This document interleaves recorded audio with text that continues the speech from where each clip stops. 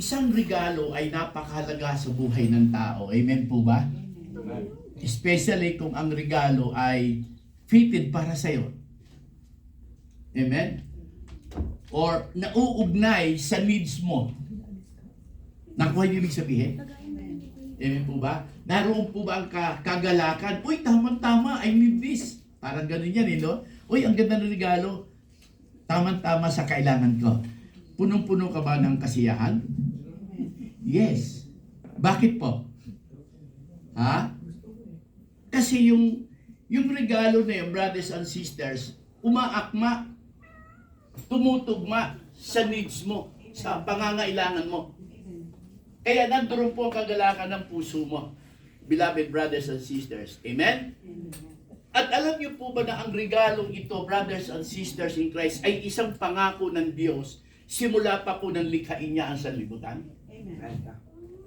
Especially po after God created heaven and earth and all things seen and unseen. Ang pangakong ito, brothers and sisters in Christ, sa buhay ng tao, na siyang totoong kailangan ng tao dahil ang pangako na ito na regalo, kapatid, ang siyang magbi-breakthrough, wawasak ng alimpo ng sumpa ng buhay ng tao. Amen? Wawasak, be breakthrough the power of, ano ba yung sumpa sa English? Curse. Ano yung curse sa Tagalog? Yan. Ang ibig kong sabihin.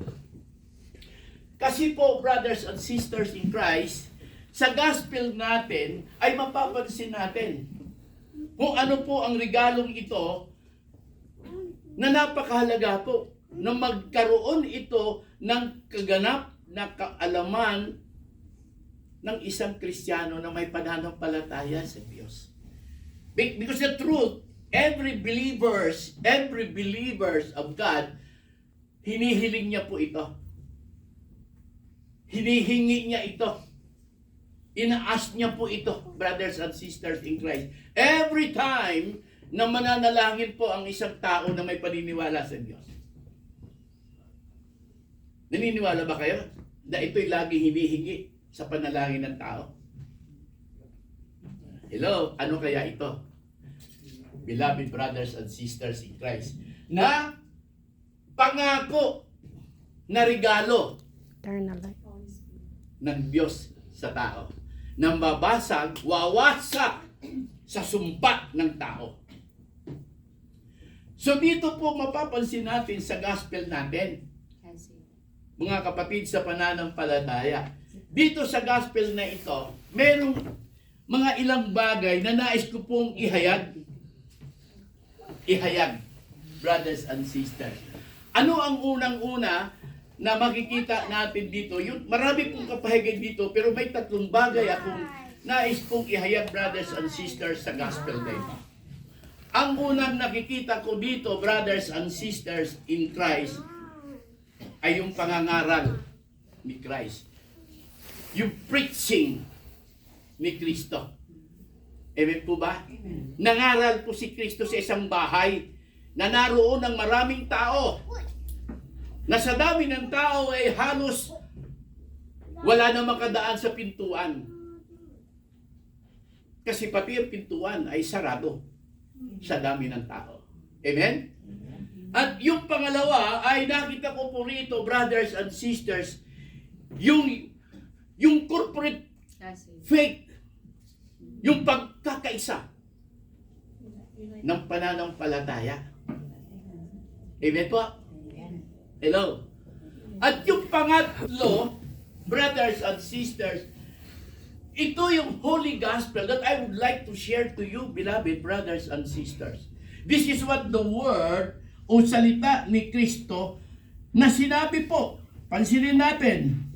Okay? Ang sabi po ng verse 5, nang makita ni Jesus kung gaano kalaki ang kanilang pananampalataya, sinabi niya sa pariltiko, "Anak, pinatawad na ang mga kasalanan mo."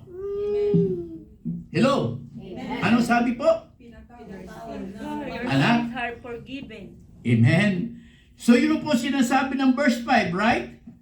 When Jesus saw the faith of these people, he said to the paralytic, "My son, your sins are forgiven." Amen. So sa gospel na ito, ang paksa dito, yung regalo ng forgiveness na ito ng Diyos. Kasi ang Biblia, ayon sa istorya, nung magkasala ang tao po ay nawala na po sa presensya ng Diyos, nawala na sa relasyon sa Diyos because of that sin. Amen? Amen. Dahil sa kasalanan, nagkaroon ng separation ang Diyos sa tao at yung tao sa Diyos. Ayon sa Biblia, pinalabas ni Yahweh si Adam and Eve sa paraiso. Pinalabas na, nasa labas na sila. Amen po ba? Bakit kaya? Ano sa inyong palagay? May palagay po ba kayo? Ha? Kasi po, ganito yan.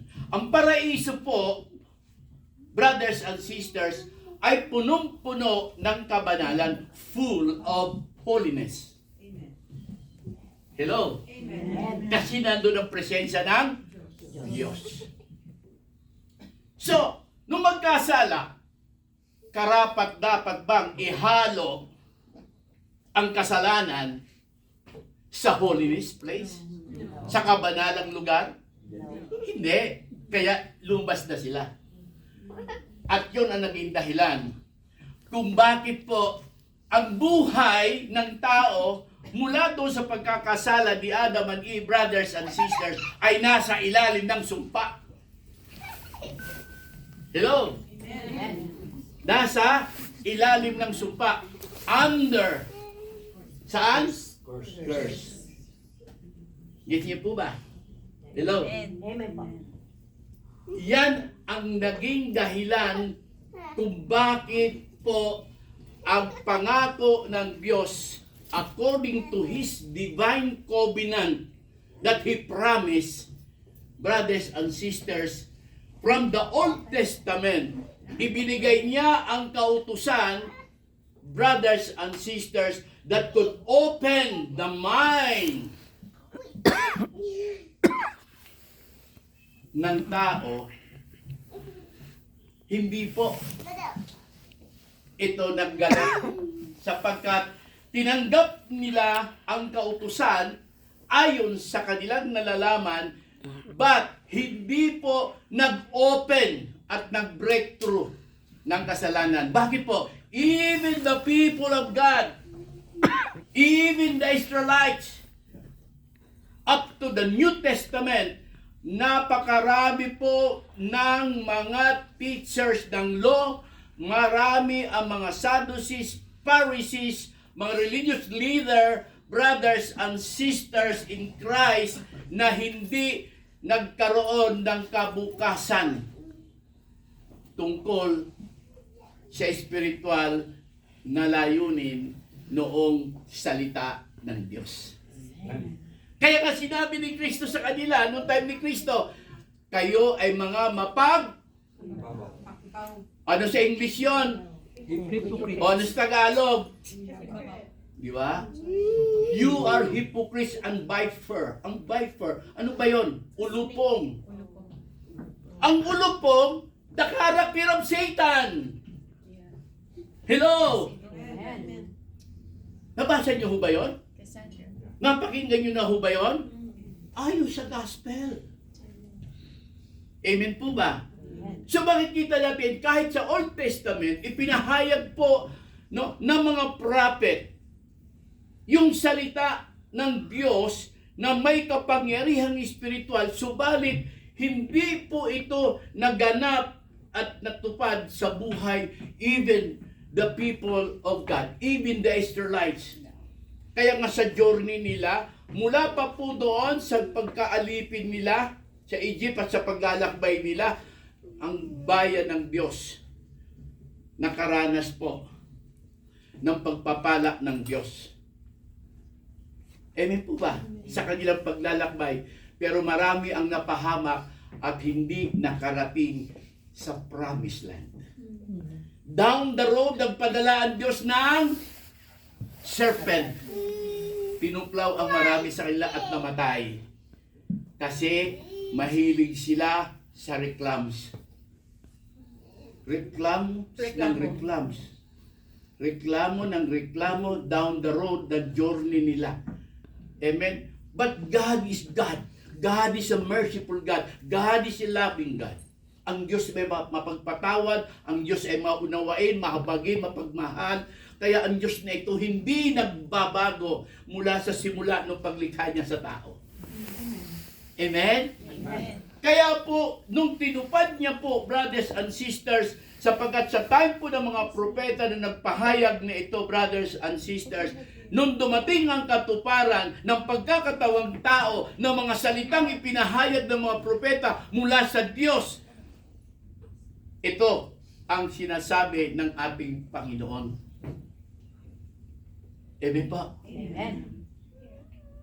Yung pagpapatawad na ito ay tunay panukala, plano ng Diyos na regalo sa tao. Because without the forgiveness of sin, brothers and sisters in Christ, ang tao mananatiling hiwalay sa Diyos. Amen. Nananatili ang sumpa. At ang sumpa, naroon pa rin po. Amen po ba? Amen.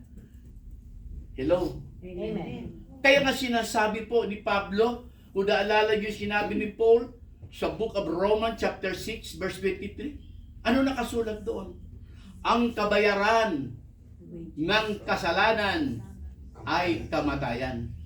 Amen? The wages of sin is death.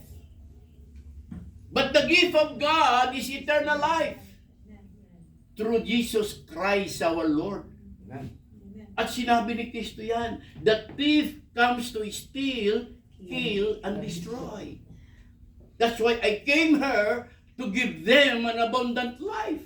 Naparito rin ako kung paano naparito si Satanas para pag nakawan kayo ng salita ng Diyos, linlangin kayo at patayin ang buhay spiritual nyo.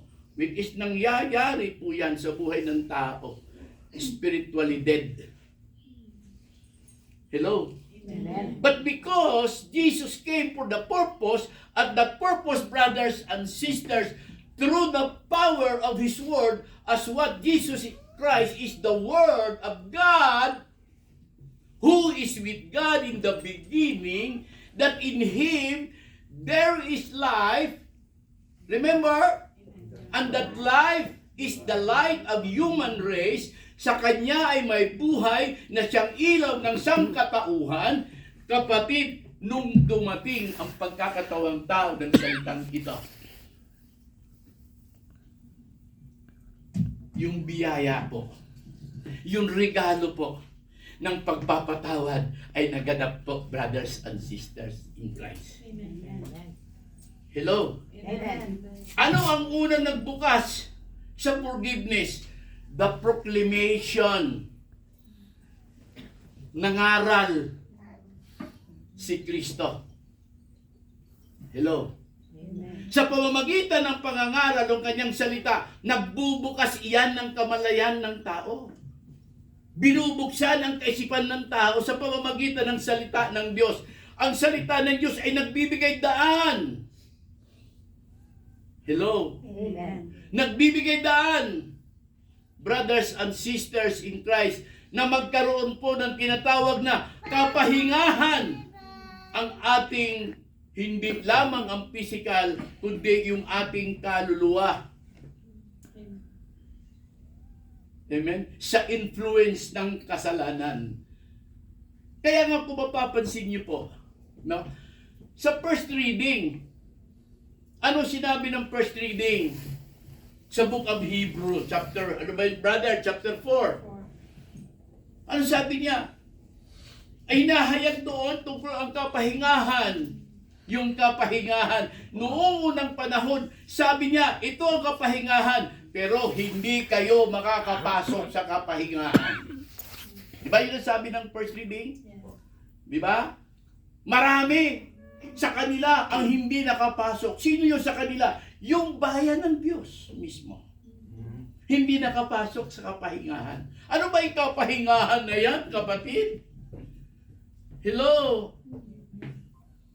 Yung kapahingahan, brothers and sisters in Christ, yung slavery po ng tao sa kasalanan. Kaya nga ano sinabi ng Panginoon? Ano sabi ni Kristo doon sa sinulat ni Matthew sa chapter 11 verse 28? Binanggit ni brother yung kanina eh. Halik kayo, kayong mga napapagal at nabibigatan sa inyong mga pasanin. Nalala niyo po yon? Yun ang sinasabi po. Ayun sabi po doon, di ba? 11, Matthew, sabi ni Kristo. Ang sabi ni Kristo, lumapit kayo sa akin, kayong lahat na nahihirapan at lubhang napapagal sa inyong pasanin. At kayong bibigyan ko ng kapahingahan. Hello? Amen? So ano po yun? Yung paglapit kay Kristo ay ang pakikinig. Kaya nga dito, di ba, nangaral eh. Ano pinangaral? Salita ng Diyos. Amen? Amen. Kaya mga tao naroon, kung titignan natin, nung dumating yung paralitiko, na pasan, dala-dala nung apat na kasama, hindi makapasok sa pintuan eh. Ha? Di ba? Bakit hindi makapasok sa pintuan? Pero alam mo po sa totoo lang, kahit sa ngayon, pagka may tao na may wheelchair, o kaya may dinadala may sakit, kahit kaanong katao yan, sasabihin paraan, padadaanin yan. Amen. Because of the situation of that man. Amen. Pero sa pagkakataon yun, wala eh, walang dumaan, walang nagsabing okay, at pumasok ka, wala eh. Bakit po? Kasi lahat ng naroon, nagmimithi din po sila, kapatid, na malaman nila kung ano ang sinasabi nung nagsasalita. Ayaw nilang pagbigyan yung may sakit na dapat dumaan sa harap para makapasok kasi gusto rin nilang malaman kung ano ang sinasabi, ano ang pinangangaral. Amen? Dahil yung mga panahong iyon, yung pagkakataon na iyon, yung mga taong naroon, meron din silang personal na ano po? Mithiin, desire, layunin ng buhay nila. Normal yun. Amen po ba? Kahit po sa ngayon, minsan may mga pagkakataon, no? Meron niyang, makikiraan lang po ko kasi ano makikiraan? Di pwede. Nangyayari pa rin po yung gano'n, brothers and sisters in Christ. Maaring ang isang mga dahilan yan, yung tinatawag na selfish po. Ano? Ayaw pagbigyan. Minsan nga sa sasakyan, nangyayari din po yan. Ikaw na nga ay nakaungos, lalo sa Pilipinas, nakalabas ka na, eto pa lang siya, gusto pa isigit yung kanyang sarili. May mga ganyan ho talaga, kapatid. Ano? O kaya minsan, wala siya sa tamang pwesto, ikaw ang nasa pwesto, brothers and sisters in Christ, ipagpipilitan pa yung kanya. Ganyan ho yun talaga. Normal po yan. Bakit po? Because that is part of our life. That is called sinful nature. Ano ba yung sinful nature? Ang sinful nature po, yung ating normal na pagiging Salanan. normal na pagiging salanan. Amen? Amen. Siyempre, ang pagiging makasarili, kasalanan. Hindi po ba? Ang tao, pag makasarili, kasalanan. Kasalanan yan. No? Kaya nga ang Diyos, hindi makasalanan eh. Bakit po? Ibinigay ang kanyang buhay para sa iyo. Amen. Amen po. Ibinigay niya ang kanyang buhay para sa iyo. Kahit siya Diyos, anak ng Diyos, hindi niya tinuring ang sarili niya nakapantay ng Diyos. Philippians po yan, chapter 2. Nandoon po yan. Ha? Inaccept niya yung suffering na ito. Ibinigay ang kanyang buhay sa kamatayan para lamang matubos ka sa kasalanan. Amen po. Amen. Ayan. Kaya nung makita ni Kristo, ano ang ginawa? Nung makita ni Kristo ang pananampalataya,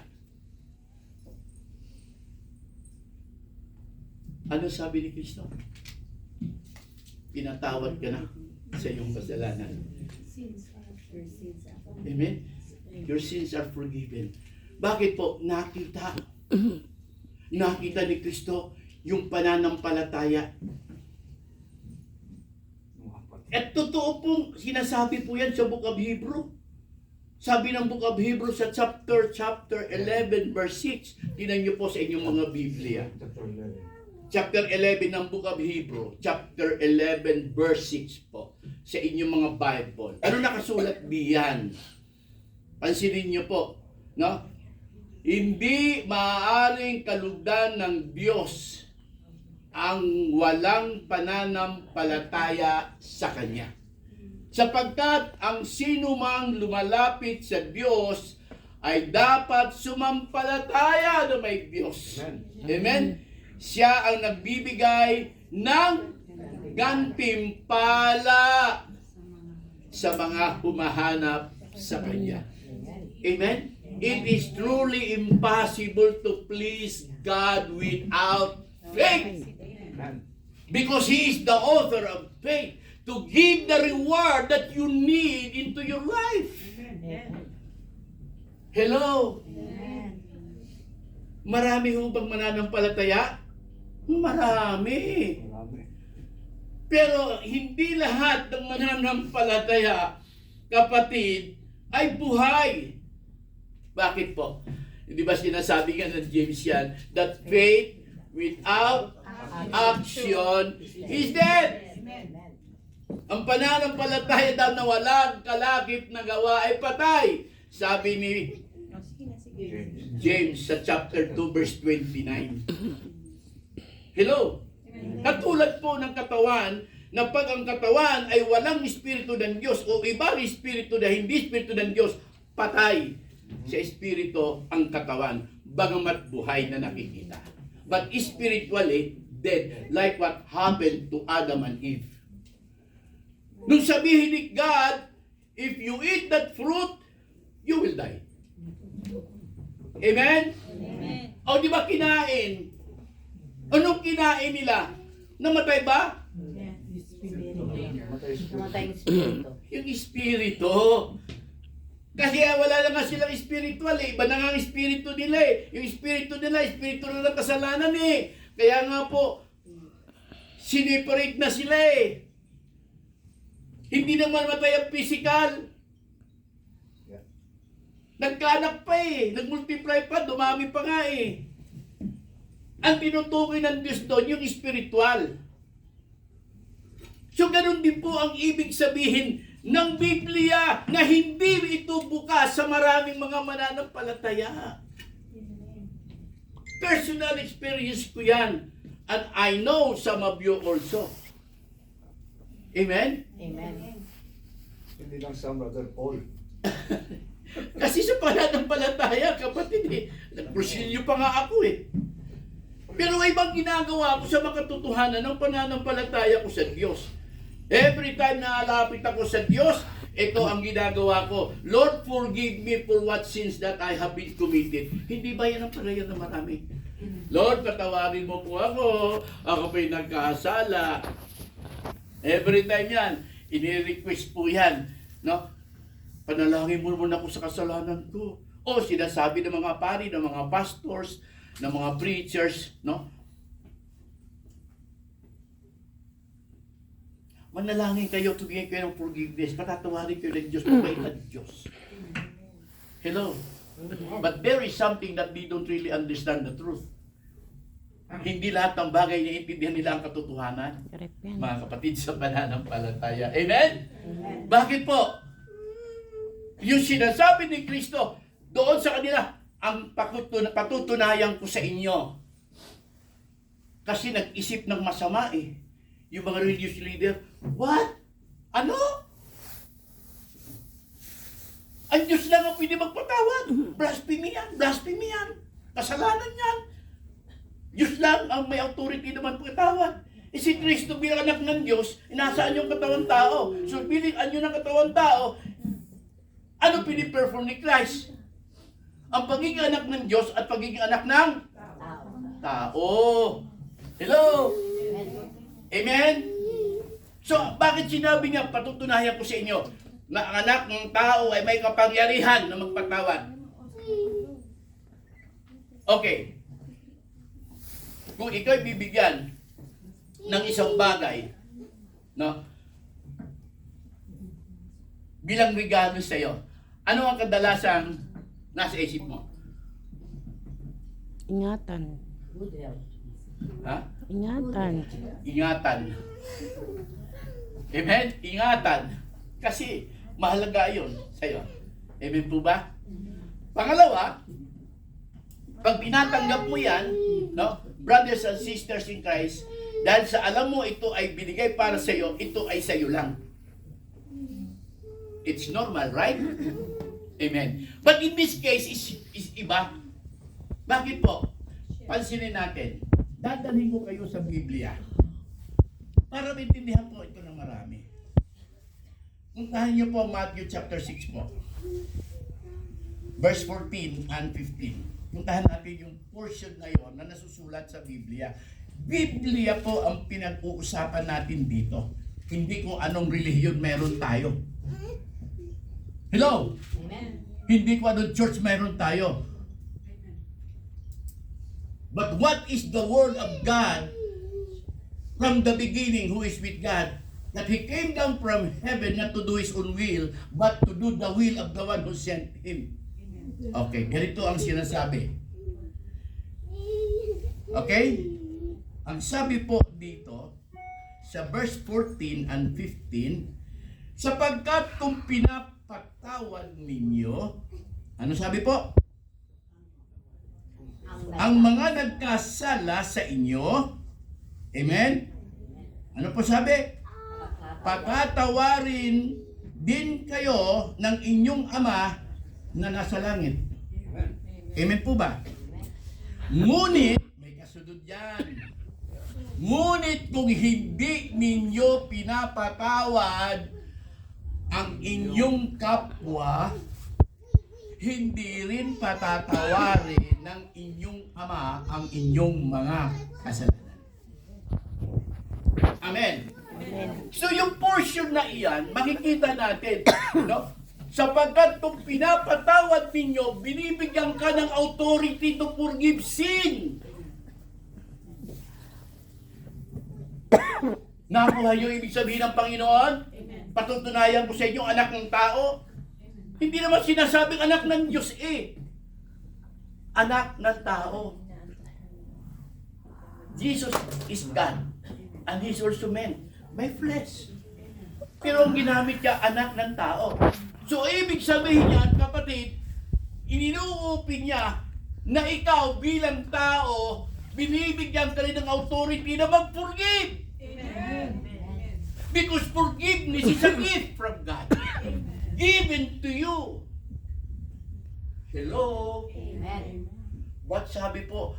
Pero pag hindi ka nagpatawad sa kapwa mo, hindi mo rin makakamit ang forgiveness from the Father. Amen. Hello? Nakuha yung ibig sabihin? Amen. Ito nga ang problema eh, na hindi alam na marami. Lord, patawarin mo po ako sa aking kasalanan. Lord, ako'y nagkasala. Patawarin mo po ako, Panginoon. Ay, salamat. Pinatawad ako ni Lord. Paglabas mo ng bahay, paglabas mo ng church, at nakita mo yung kaaway mo na hanggang ngayon hindi mo pinapatawad, ano ang assurance na tinanggap mo ang forgiveness from God the Father? Wala. Bakit po? Nagsasalita si Kristo. Kaya lang hindi mo alam, sabi ko, kaya lang hindi mo nga alam ang totoo, yung katotohanan. So feeling mo na forgive ka na. Yun ang mga bagay na hindi bukas po sa atin. Hello? Amen. Kaya nga ang gospel na ito, nagpapahayag ng alin po, yung himala na hinahanap ng tao, yung himala brothers and sisters in Christ, ay nasa salita ng Diyos. Amen. The miracles, brothers and sisters in Christ, through Word of God. Si Kristo nga ang himala eh. Yung salita ng Diyos na kasama niyo sa katawang tao eh. Hello? Amen. Isa of them, marami pong naniniwala sa Diyos Ama, ayaw pagkilala si Kristo. Even God Himself, this is my beloved Son. Listen to Him. Nung binautismo sa linya binautismo si Christ sa River of Jordan ni John the Baptist, anong sabi po? There is a voice came from heaven and it says, "This is my beloved Son, listen to Him." Hello? Sabi ng iba, anak na siya ng Diyos pero hindi siya Diyos. Kasi yung pagiging taong nakita. But yung word, what it says in John chapter 1, in the beginning was the Word, and the Word was with God. Ang liwanag ni. And the Word is God. Oh, di ba? Complete po yan sa iba pong mga ngaral, sa ibang church. Hanggang ngayon po, alam niyo po ba hanggang ngayon sa Israel, hindi lahat po ng Jew naniniwala kay Kristo na siya Diyos. He's only a man. Why? Because hindi naman yun na-fulfill yung peace. Amen? Yun ang paniniwala nila. Sabi nila, hindi po siya Diyos. Kasi kung Diyos siya, sana naganap yung kapayapaan sa buong mundo. No. Ang tingnan mo yung mga kapahayagan ng nasusulat sa Biblia, kumukuha ka lang ng certain points, ng certain verse, ng certain point, mga certain words na gusto mong mapakinggan o gusto mong sabihin. Hello? Nag-is niyo ba, brothers and sisters in Christ? Kaya ito po, nagpapahayag po sa atin na ang pagpapala, yung himala mula sa salita ng Diyos, ay pagpapala po ng buhay natin. Sapagkat wala pong makasalanan, nasa influence ng makasalanan, nasa slavery ng kasalanan, kapatid, na pwedeng pumasok sa tunay na kapahingangan, the true peace, rest in peace in the presence of God. Wala po.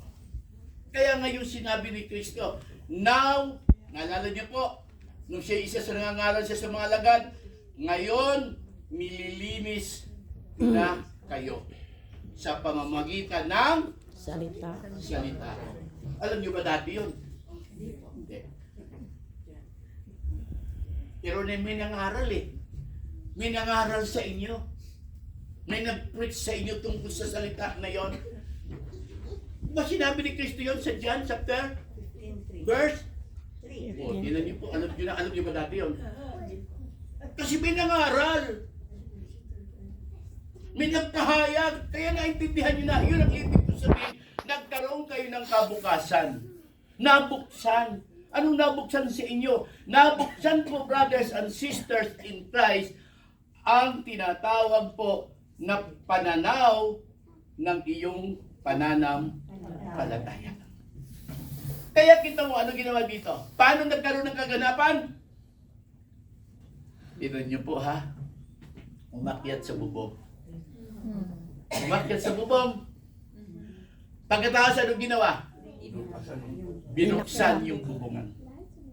At ibinaba. Ang alin ang binaba? Paratiko. Yung may sakit na paratiko. Amen? Kaya sa pagkakataong ito, pagpalain ka ng Panginoon, mahal mong kapatid.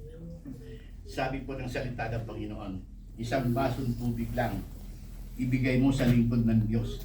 Ang pagpapala, ibabalik sa ibigay sa iyo. Amen. Amen? Okay. Nasaan na tayo? Sa paraliko. Nandito tayo. Sa paraliko. Nandito pa tayo, di ba?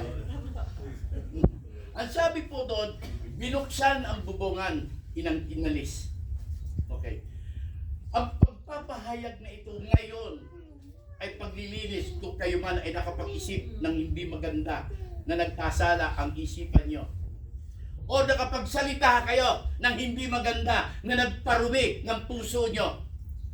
Ang salitang ito ngayon, kapatid, sabi ni Kristo na naglilinis sa inyo para po makamit nyo po, brothers and sisters, yung regalong ito na pinangako ng Diyos na mahalaga po sa buhay natin, na wawasak ng anumang kasalanan na siyang hindi sumpa ng tao sa harapan ng Diyos. Kapatid, ipinapahayag ngayon sa inyo. The gift that Jesus promised, God promised to us, the forgiveness that will break the power of curse through sin. Ngayon po, ipinapahayag. Ito po yung pagpapahayag. So ano ang katuparan nito ngayon? Paano ito magkakaroon ng kaganapan sa atin? According to our faith, we have to do it into action. Because it is impossible to please God without faith. Is that correct? So ito action. Ano ngayon? Tignan niyo po ha. Ano action? Binuksan. Tinanggal. Inalis yung Bubong. inalis yung bubong. Eh ngayon po, wala nang bubong dito. Amen? But the word of God, the presence of God's word is alive in us right now. Amen? So ano po? Kailangan po buksan natin ang puso. Every time na makikinig tayo ng salita ng Diyos, buksan mo ang puso mo. Huwag yung muso. Puso. Kasi pag muso, alam ko na yan. Narinig ko na yan. Muso yun. Sinasabi ng muso, alam ko na yan. O, di ba? Lumalabas sa bibig yun eh. Alam ko na yan. Narinig ko na yan. Hindi. Buksan mo puso. Huwag yung muso. Puso. Hayaan mo. Maging bukas ang puso mo sa salita ng Panginoon, kapatid. Kasi sinasabi ng Panginoon yan eh, by the power of my words, you will be clean. Sa kapangyarihan ng salita ko, ikaw ay magiging malinis. Hello? Amen. John chapter 15 verse 3. 3. Hindi naman natin alam dati yan kung saan eh. Minsan narinig natin sinasabi ng pare, pero hindi mo alam kung saan mo makikita sa Biblia. Kasi wala naman nangangaral siya kung saan nasaan sa Biblia. Hindi ba? Yung lang malaman nyo, yung salita na yun, kung saan nakasulat sa Biblia, pagpapala na yung kapatid eh. Yes! Amen? Pagpapala na yun. Palatandaan ng pagpapala sa buhay ng tao.